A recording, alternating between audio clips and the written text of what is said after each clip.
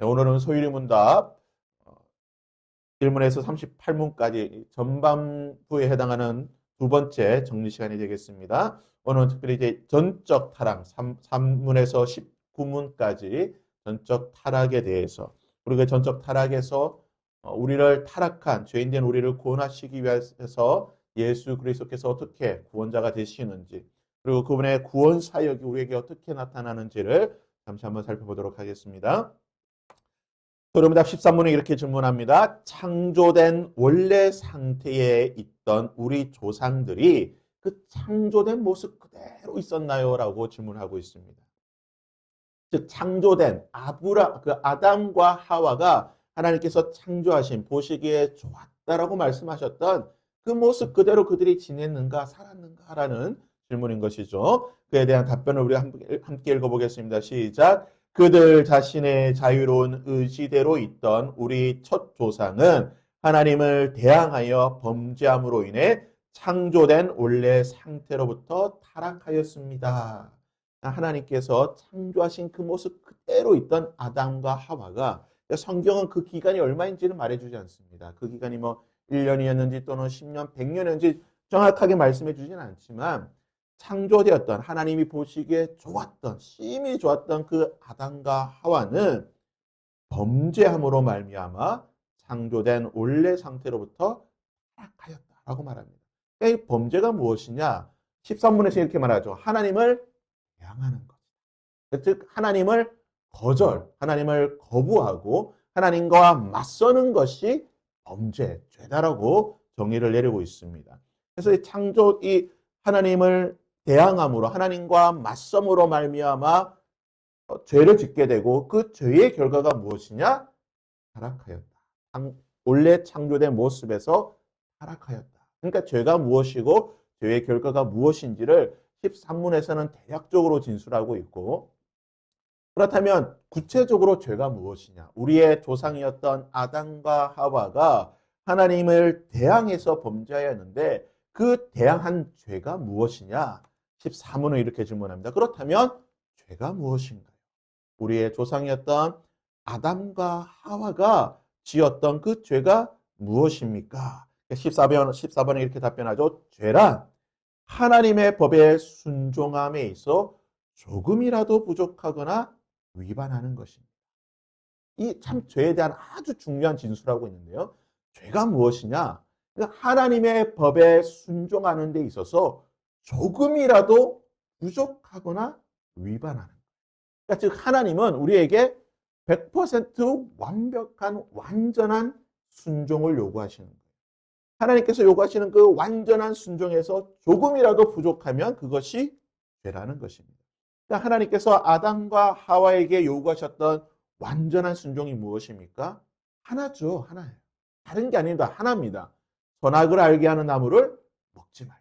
이제 다음 문에서 나오긴 하겠지만 선악을 알게 하는 나무를 먹지 말라고 하는 그 하나의 말씀에 순종하기를 요구하셨는데 아담과 하와가 그 하나님의 말씀에 순종하지 않았다는 거예요. 죄란 무엇이냐?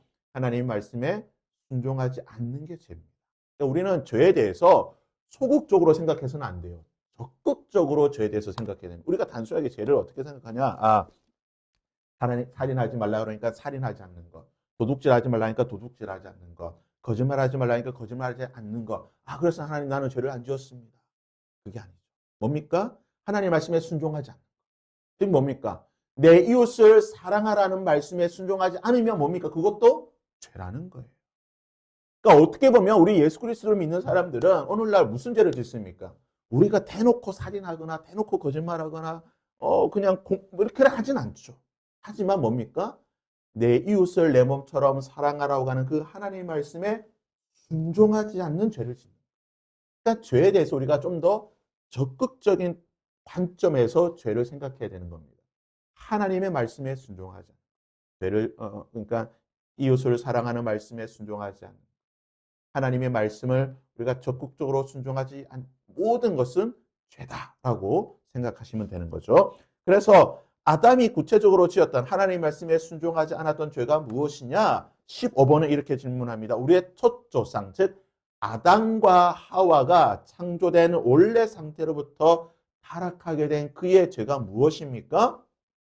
15번 답변은 이렇게 말하죠. 우리 첫 조상이 창조된 원래 상태로부터 타락하게 된 그 죄는 뭡니까?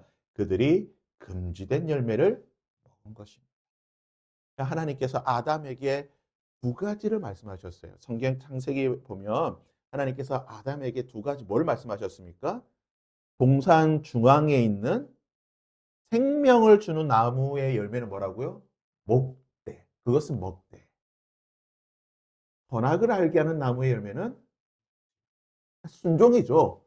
아담이 하나님 말씀에 순종했다고 한다면 뭡니까? 뭐에서 순종해야 되는 거예요? 생명나무 열매를 먹는 것에 순종을 해야 되는 건데 여기에는 순종하지 않고 하나님의 말씀에 먹지 말라고 하는 그것을 먹는 둘 다 불순종한 거예요. 결국을 따지면. 그렇지만 만약에 아담이 생명을 주는 생명나무의 열매를 먹었다라고 한다면 아담이 어떻게 되었을까요?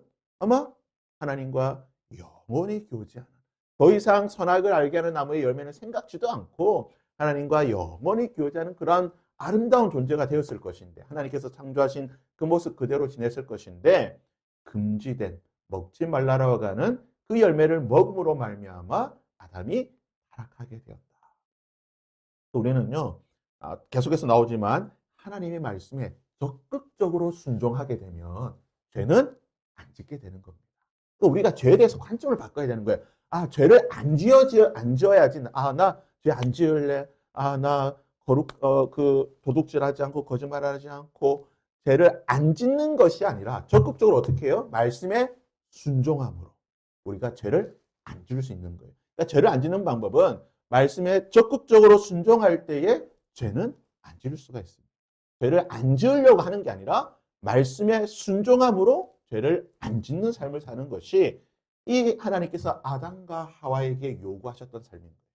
생명나무를 먹음으로 선악을 알게 하는 나무를 먹지 않기를 원하셨는데 이건 안 하고 이걸 함으로 아담이 범죄하였다. 타락하였다라고 말하는 것이죠. 그래서 아담의 범죄함으로 말미암아 그 죄의 결과가 무엇입니까? 16번을 이렇게 질문합니다. 모든 인류가, 즉 아담 이후에 그 모든 인류가 아담의 이 범죄로 말미암아 타락하게 되었는가를 질문하고 있는 거죠. 그 죄의 결과가 어떻게 되느냐? 아담의 죄가 단순히 아담 한 사람에게 머물러 있었느냐? 아니면 그 죄로 말미암아 그 이후에 모든 아담의 후손들, 즉 우리에게까지 이 죄의 결과가 미치게 되었느냐? 16번의 답변인데요. 아담과 이루어진 언약은 그만을 위한 것이 아니라 일반적인 출생으로 난 그의 후손인 모든 인류, 그 자손까지라서 아담의 첫 위반, 즉 범죄와 함께 그의 모든 후손들도 함께 뭡니까? 죄 가운데 있게 되었다라는 이게 죄의 무서운 것입니다. 그 죄라고 하는 것은 단순히 한 사람에게만 영향을 끼치는 것이 아니라 그 주변과 그 함께 관계를 맺고 있는 모든 사람에게 죄의 영향력, 죄의 결과가 간다는 거예요. 그래서 성경이 계속해서 우리에게 말해주는 겁니다. 여러분 구약 성경을 계속해서 보시면 한 사람의 죄로 말미암아 그 공동체의 모든 사람이 어떻게 돼요? 죄의 결과, 죄의 죄로 말미암아 고통을 당하는 거예요. 가정에 누군가 한 공동체 가정이든 또는 한 지파든 한 마을이든 한 사람의 범죄 죄로 말미암아 그 죄의 결과로 모든 사람들이 함께 고통당하고 죄로 말미암아 어려움을 겪게 된다는 것이 구약 성경을 통해서 보는 것이고 이것은 마찬가지로 아담 한 사람의 죄로 말미암아 그의 후손인 우리까지 죄의 영향력을 받게 되었다. 그래서 17번은 이렇게 말합니다. 이 타락이 즉 아담의 범죄로 말미암아 우리까지 죄의 영향, 이 죄의 결과를 우리 받게 되었는데 이 타락이 인류를 어떠한 상태로 이르게 하였습니까? 17번 답변 함께 읽어보겠습니다. 시작. 이 타락은 인류를 죄의 상태와 비참함의 상태에 이르게 하였습니다. 그러니까 우리 인간은 죄로 말미암아 아담의 죄로 말미암아 우리 모두가 그 죄의 영향력, 죄의 결과를 받게 되었는데 그 죄의 결과가 무엇이냐? 비참함 가운데 있게 되었다. 비참함. 이 비참함이 무엇이냐? 18번은 이렇게 말합니다. 사람이 타락한 상태에서 죄악됨, 즉 비참함이란 어떻게 이루어졌는가? 사람이 타락한 상태에서 죄악됨이란 아담의 첫 범죄에 대한 죄책과 근본적인 의로움이 결핍된 것과 온 성품이 범죄한 것인데 이것은 일반적으로 원죄라 부르며 그 원죄에서 모든 범죄 행위들이 비롯되어 뒤따릅니다. 좀 말이 복잡한데요. 인간이 타락함으로 말미암아 아담이 타락함으로 말미암아 그 죄의 결과가 인간이 받게 되었고 그 결과 인간은 죄를 안 짓는 것이 아니라 죄를 지을 수밖에 없는 존재가 되었다는 거예요. 이게 중요한 겁니다. 그러니까 인간은 본성적으로 어떤 존재가 되었다라고요? 죄를 지을 수밖에 없는 존재. 왜냐? 우리는 죄를 가지고 태어난 자들이기 때문에 우리에게는 죄성이 있기 때문에 우리는 가만히 있으면 어떻게 됩니까? 그냥 자연스럽게 죄를 짓는 거예요. 가만히 있으면 그냥 죄된 생각을 자연스럽게 하게 되는 거고 그냥 가만히 있으면 자연스럽게 죄를 짓는 생각들, 죄된 계획들, 죄질 생각들 그리고 우리의 몸은 그냥 자연스럽게 이게 본성이라는 거예요. 자연스럽게 죄를 짓는 행동들, 죄를 짓는 곳으로 가게 된다는 겁니다. 우리는 본성이 그런 죄를 지을 수밖에 없는 본성이 그런 존재라는 거예요. 그래서 아까도 말씀드렸죠. 죄를 안 지을 수는 없어요. 우리는 본성이 죄를 짓는 존재이기 때문에 죄를 지을 수 없는 밖에 존재니까 죄를 안 지으려면 어떻게 된다고요? 적극적으로 하나님의 말씀에 순종함으로 죄를 안 지을 수 있다는 거예요. 19문에 이렇게 질문하고 있죠. 사람이 타락한 상태에서 비참함이란 무엇인가? 그 죄의 결과로 우리가 비참한 가운데 있는 것인데 그 비참함이 무엇인가? 모든 인류는 그들의 타락으로 하나님과 교제에서 끊어져서 그의 진노와 저주 아래 있고 살면서 모든 비참함을 면할 수 없고 죽게 되며 영원히 지옥의 벌을 받게 되는 것입니다. 즉 사람의 죄의 결과로 말미암아 우리가 겪게 되는 이 비참함이라고 하는 것은 제일 중요한 게 이거예요. 하나님과의 교제가 끊어졌다. 그럼 지옥이 어떤 것입니까?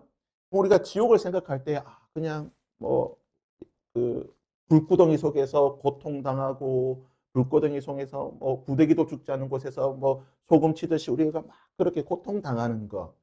우리가 그것을 이제 지옥이라고 생각을 하게 되는데 물론 지옥은 그런 곳입니다. 우리가 영원히 감당할 수 없는 그 끔찍한 고통을 겪는 곳인데 지옥의 가장 큰 특징이 뭐냐면 하나님과의 관계가 끊어진 것이에요. 예수님께서 말씀하실 때에 나사로 그 비유로 말씀하실 때 뭐라고 말씀하셨습니까? 나사로가 이야기하죠. 아브라함의 그 이야기에서 내 혀에 이 물 한 방울 좀 주십시오 했을 때에 뭐라고 말합니까? 더 이상 물 한 방울조차 주지 않는 거. 뭡니까? 하나님의 관심이 없는 거예요. 하나님이 더 이상 생각하지 않는 거예요. 하나님의 시선이 가지 않는 거예요. 하나님과의 관계가 끊어진 거예요. 이게 지옥이라는 거예요. 그러니까 여러분, 지옥은요, 우리가 이 땅에 살면서도 지옥을 겪고 있다는 거죠. 뭡니까? 하나님과의 교제가 없으면 그것이 뭐예요? 지옥입니다. 내가 아무리 하나님께 기도해도 하나님께서 나에게 응답하지 않으시고 내가 아무리 하나님을 구하고 찾아도 하나님이 나를 만나주지 않는 하나님과의 교제가 없으면 뭡니까? 그게 바로 지옥 같은 삶이에요. 그래서 여러분 지옥은요. 물론 우리가 죽어서도 가는 곳이 지옥이지만 이 땅에서도 지옥의 삶을 살고 있다는 겁니다. 왜요? 하나님의 교제가 없는 것. 하나님의 관심이 없는 것. 하나님과의 관계가 없기 때문에 이 땅에서도 이 세상 사람들은 이미 지옥의 삶을 살고 있는 거예요. 그들이 잘 먹고 건강하게 아무 문제 없는 것처럼 보이지만 그들의 영적인 상태는 지옥의 삶을 살고 있다. 그래서 전적 타락에 대해서 말하고 있는 13문에서 19문까지의 정리를 하면요. 이렇습니다. 우리의 타락이 어떤 의미인가? 바로 죄로 말미암아 그 죄의 비참한 상태 가운데 있는 것이 우리의 타락의 그 모습이라는 거죠. 그래서 죄의 삭은 사망이고 사망은 하나님과의 단절이다라고 말하고 있습니다. 이 죄 가운데 있던 이 타락한 상태 가운데 있던 우리를 구원하시고 다시 하나님과의 관계를 회복하기 위해 하나님께서 무엇을 하십니까? 우리에게 구원자를 보내주셨는데 그 구원자가 누구냐? 바로 예수 그리스도라는 거예요. 그래서 짧게 구속자에 대해서 한 두세 가지 질문만 살펴보고 마치도록 하는데요. 구속자, 죄의 비참한 상태에 있던 모든 인류를 하나님께서는 멸망하도록 버려두셨는가? 아니라는 거죠. 20번의 답변이 이렇게 답변합니다. 하나님께서는 그 순전하고 선하신 기뻐하시는 뜻대로 영원전에 몇몇을 영원한 삶을 위해 선택하셔서 은혜의 언약 관계에 맺으시고 들어가셨습니다. 이런 구속자로 말미암아 저희를 죄와 비참함한 상태에서 건져내어 구원의 상태에 이르게 하려 하십니다. 무슨 말입니까? 하나님께서는 모든 인류가 죄 가운데 비참한 가운데 죽어가는 것을 보지 않으시고 그대로 두지 않으시고 그들 가운데 뭐라고요? 몇몇 일부를 그러니까 전체가 아니라 일부를 하나님께서 구원하시기로 작정하셨다는 거예요. 하나님께서 온 열방 가운데에 누구를 택하셨습니까? 아브라함을 택하시고 아브라함의 후손인 이스라엘을 구원하셨던 것처럼 오늘날 온 인류 가운데에 누구를 택하셨습니까? 우리를 택하셔서 하나님의 백성 삼아 주시고 하나님의 자녀 삼아 주셨다는 거예요.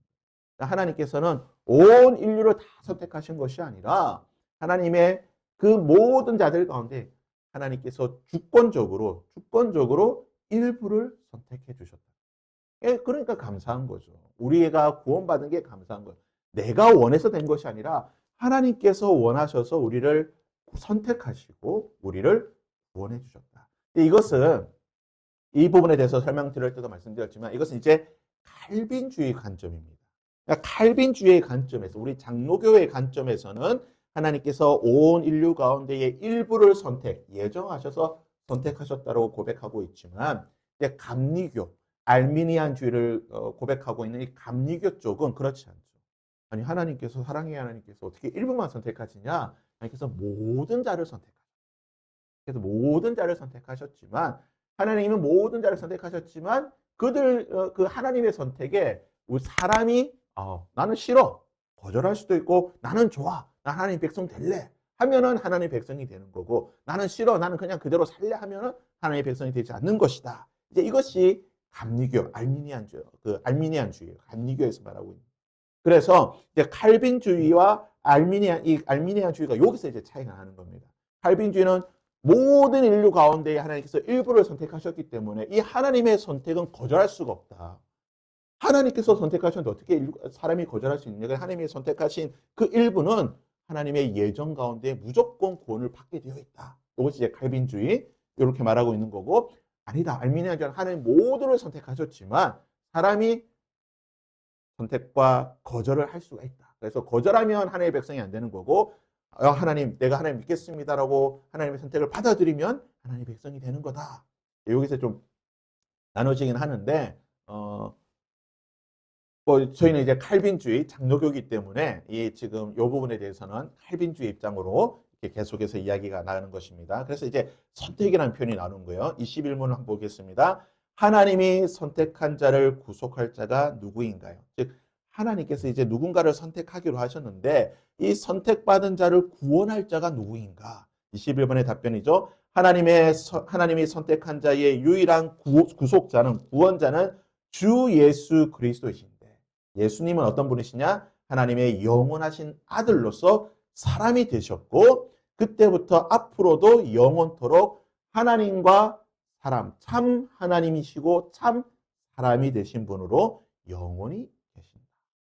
우리의 구원자 예수 그리스도는 하나님이시면서 동시에 사람이시다. 왜 하나님이면서 사람이시냐? 이 부분에 대해서 이제 뒤에 쭉 설명하게 될 텐데요.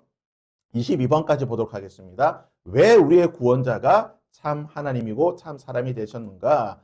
자, 하나님의 아들이신 그리스도께서 어떻게 사람이 되셨습니까? 하나님의 아들 그리스도께서 사람이 되신 것은 참 몸과 이성적인 영혼을 취하셔서 성령의 권능으로 처녀 마리아의 복중에 잉태되어 나셨으나 죄는 없으시다. 그래서 참 인간이요 참 사람 인간이요 참 신이 되신 것은 성령의 권능으로 마리아의 몸을 통해 잉태되었기 때문에 완전한 사람이시고 동시에 죄는 없으신 성령으로 잉태되어 죄는 없으신 몸으로 태어나셨기 때문에 완전한 참신이 되셨다라는 거예요. 그러니까 참 하나님이시요 참 인간이 되신 것이 바로 동정녀 탄생을 통해서도 우리가 확인할 수 있는 것이다. 이제 뒤에서 계속해서 이 부분에 대해서 설명하고 있는데요. 또 지난주 설교에도 말씀드렸지만 이것이 가장 중요한 사실이에요. 동정녀 탄생. 예수님께서 성육신하셨다. 인간의 몸을 가지시고 태어나셨다. 이 사실이 왜 중요하냐? 이 사실을 부인하는 자, 예수님께서 이 땅에 인간의 몸으로 오셨다라고 하는 사실을 부인하는 자는 다 뭡니까? 거짓이요. 거짓의 아비요, 사탄이요, 또는 이단이라고 성경은 가르치고 있습니다. 그래서 우리가 이 사람이 정말 하나님의 말씀대로 사는 사람인가, 하나님의 말씀을 가르치는 사람인가, 참된 하나님의 그러한 공동체인가를 확인할 수 있는 가장 중요한 잣대가 뭐냐? 예수 그리스도께서 인간의 몸으로 동정녀 탄생으로 하셨는가? 이것을 고백하느냐, 고백하지 않느냐. 이것이 가장 중요한 그 기준 중에 하나라는 것입니다. 이제 23번부터는 이제 다음 주에 한번 살펴볼 텐데요. 우리가 이제 오늘 보았던 내용들을 잠시 정리하면 우리 인간은 아담의 죄로 말미암아 범죄하고 타락하였고 그 죄의 결과로 우리 역시 타락하고 범죄하고 하나님의 관계가 끊어진 죄 가운데 있는 상태가 되었는데 이런 우리를 구원하시기 위해 하나님께서 무엇을 하셨느냐? 우리를 선택하셔서 예수 그리스도를 보내시고 예수 그리스도로 말미암아 우리를 구원하셨다. 이 내용들을 계속해서 이제 소유리 문답에 설명을 하고 있는 것입니다. 그래서 이제 다음 주에 나머지 예수 그리스도께서 우리를 위해서 어떻게 이런 구원의 사역들을 하셨는지를 살펴보도록 하겠습니다.